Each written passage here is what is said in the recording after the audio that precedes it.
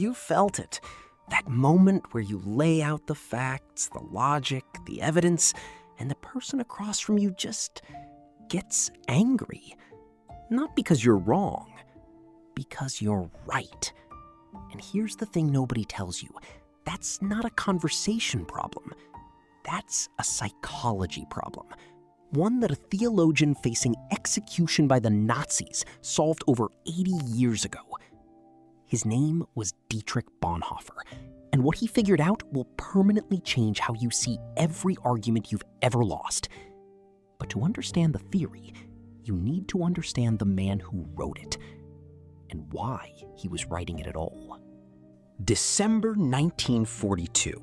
Nazi Germany had its peak. Millions already dead. Dietrich Bonhoeffer, theologian, pastor, double agent inside German military intelligence, sits down to write a letter. Not a manifesto, not a public speech, a private letter to 3 friends who were actively plotting to assassinate Adolf Hitler. It's Christmas. He knows he might not survive, so he does what brilliant people do when time runs out. He tells the truth. He's watching educated, sophisticated, cultured Germany collapse into mass madness.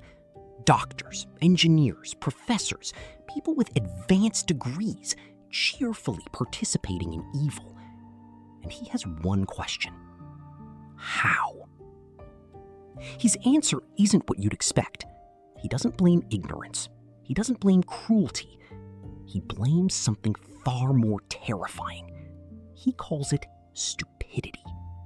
But not the stupidity you're thinking of. Here's the line that stopped me cold. Stupidity is a more dangerous enemy of the good than malice. Read it again. More dangerous than malice. Why? Because evil is at least visible. Evil leaves a trace, a guilty conscience, a crack you can work with.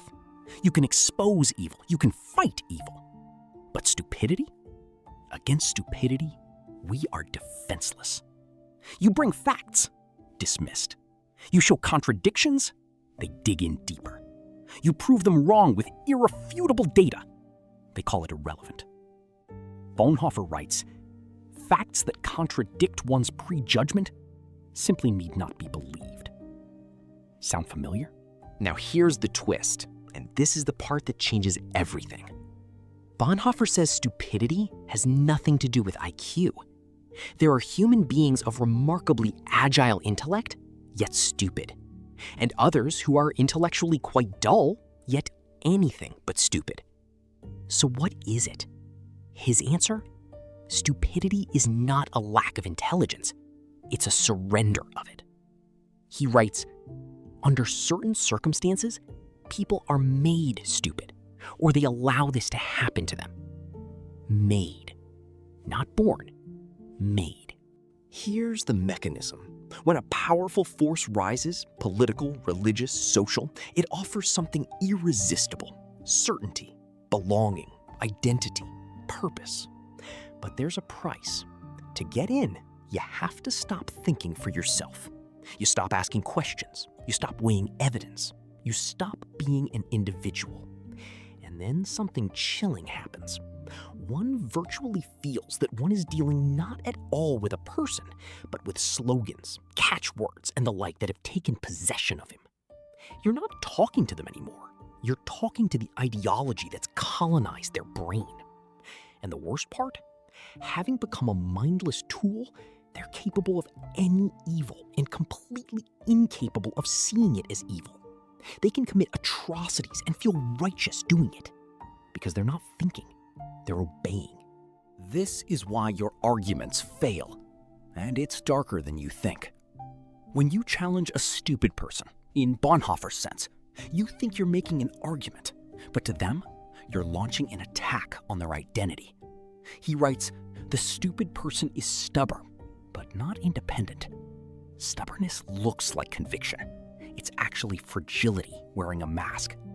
Because deep down, somewhere, they know. If they let one real doubt in, the whole structure collapses. So they double down. They attack, they deflect, because you're wrong, because you're right. And that's why Bonhoeffer's conclusion is brutal. Never again will we try to persuade the stupid person with reasons, for it is senseless and dangerous. Dangerous. Not just pointless. Dangerous. And here's the layer most people miss entirely. Bonhoeffer noticed that people who live in solitude, isolated from group pressure, show this almost never. But the more someone needs to belong, the more vulnerable they become. He writes, "Stupidity is perhaps less a psychological than a sociological problem." Then, the bombshell.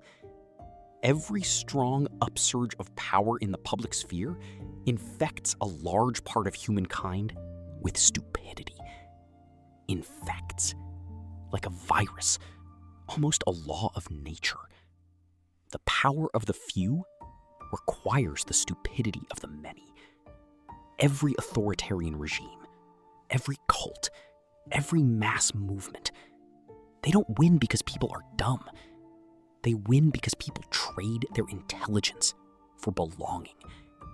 And once that trade is made, you cannot reason them out of something they didn't reason themselves into.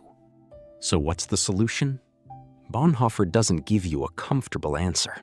He says only an act of liberation, not instruction, can overcome stupidity. You can't teach someone out of it. You can't debate them out of it. The external power structure has to fall first.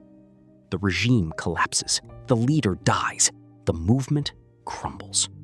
Then people wake up. Until that happens, and this isn't cynicism, it's survival, abandon all attempts to convince them.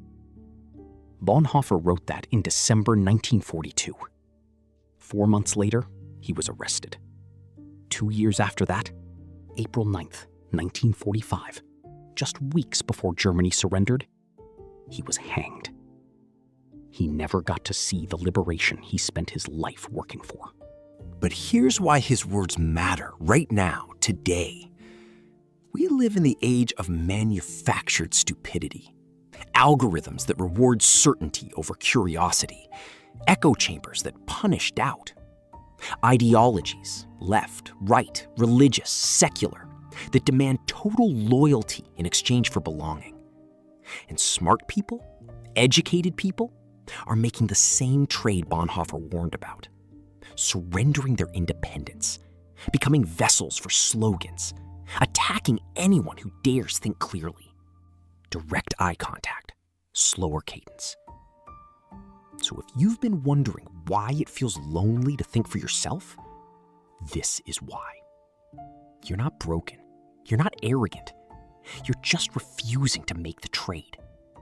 And in a world addicted to certainty, that makes you dangerous.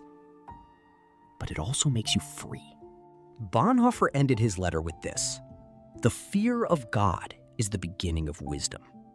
What he meant was simple. Real intelligence isn't having all the answers. It's staying humble enough to keep asking questions, brave enough to stand alone, and strong enough to resist the comfort of not thinking. That's the theory they never wanted you to hear.